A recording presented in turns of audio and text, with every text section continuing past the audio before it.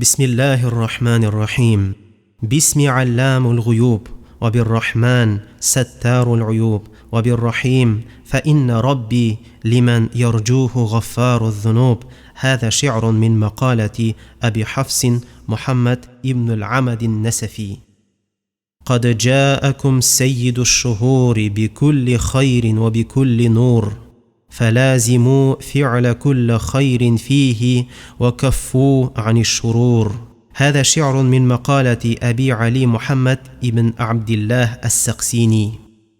أتى رمضان مرمض لذنوبكم، فهل فيكم من يرجى محو ذنبه، فيقص عن عصيانه حرمة له، ليسعى بحسن الفضل من عفو ربه.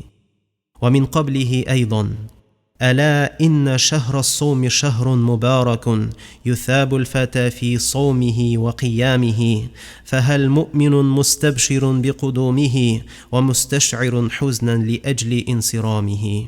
شهر ينادينا ويأمرون بالصوم والكف عما حرم الله، طوبى وحسنى لقوم الصائمين له دارين، ما فضله ما حقه ما هو من كان قبله سليما، ودينه مستقيما، وكلامه بسم الله الرحمن الرحيم، وهو مع محمد في جنات النعيم.